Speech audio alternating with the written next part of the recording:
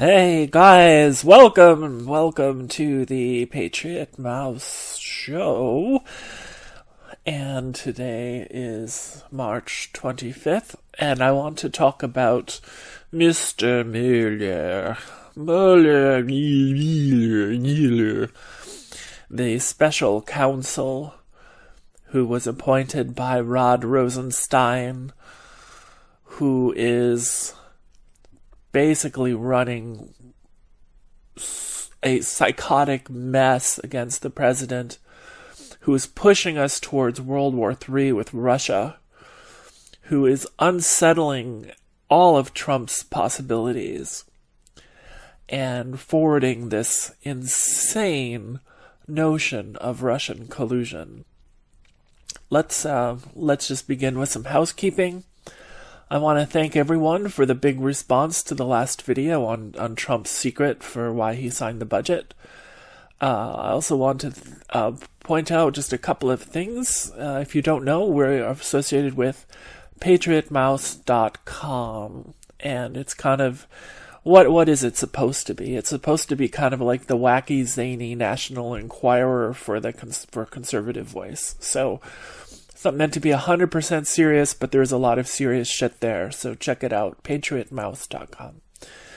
Alright, so this is the vlog, which is a podcast format, and a lot of people are like, well, why don't you show your face? Well, with so few subscribers, this obviously is not an income stream for me, and I do have to work in the real world, so until that changes, I'm going to keep my anonymity, as Cartman would say.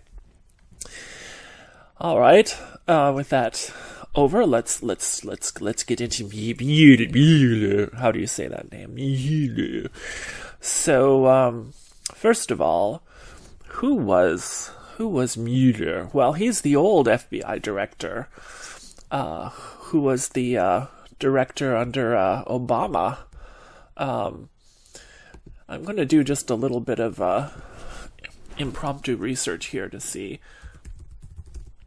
what the old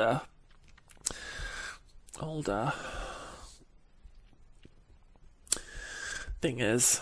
Sorry, bear with me for a second. Here is Wikipedia. He's a Princeton graduate. He served in the Marine Corps, University of Virginia School of Law. Served as U.S. Attorney, as United States Assistant Attorney General for the Criminal Division, Acting U.S. Deputy Attorney General. And then he became the director of the FBI under George Bush in 2001. At the time, he and two other candidates, George Terwilliger and Dan Webb, were up for the job. Mueller was considered the front runner. There was a bunch of hanky-panky with Mueller's FBI position. I have to dig deeper. But remember that he was basically the FBI head under which we got hit by 9/11. So how good is he, right? So I think there's a lot of there's basically and he's also the under his watch, and Ashcroft's Gonzalez was where they voted to do complete wiretapping of the American public, which was unconstitutional. He's not a good actor. Now, the point of this video is advice for Trump. So let's dig into Mueller a little bit. The investigation has to be responded to by Trump. It has gone on too long. It's not going to end. He is making a lot of money off of this. Their billing rate is apparently $1 million a day. So this has to stop. And the question is, well, what to do? So the key thing here with Mueller is that we have to not fire, not terminate, but I think the president has to, along with the maybe the Congressional Intelligence Committee and Nunes issue a formal request for Mueller to report his findings to Congress so that Congress can decide whether or not there is sufficient case to continue. And I think the president should be able to request that that happens within 30 days of his request. And if he fails to do that, then you can fire him and say, hey, you have to give a report. You have to give something. It's been over a year. We want it here. What did you find? Now, there are a few reasons why Trump is absolutely in the right to dismiss Mueller. Okay, first of all, he was one of the interviewees for Comey's job, and he was turned down. So he has a personal issue in the game that he should have recused himself from being the investigator. Worse than that, he was one of the people that signed off on the Uranium One deal through the Sisyphus Committee. And because he did that, then he is actually part of the Russian collusion that he's been asked to investigate. And those 2 points, and there's much, much more, but those 2 points are enough to make it absolutely clear that they need to have this formal step where he's requested to report to Congress, present his findings, present a formal report, and let Congress decide if there's anything to continue. Finally, Rod Rosenstein should be fired under the grounds that he appointed a special counsel when there was no evidence of a crime. And there has to be evidence of a crime, substantial evidence of a crime, to support a special counsel. And what did Rosenstein have?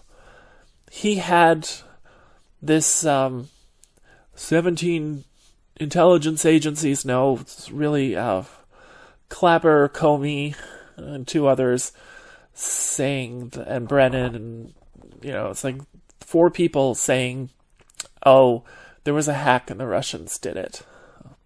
That is the crux document, and the point is that William Binney has come out and made it very clear that there was no hack which was carried out over the internet. The DNC files were retrieved via flash drive or something similar, because the analysis of the download speeds were too great to be done over any internet service.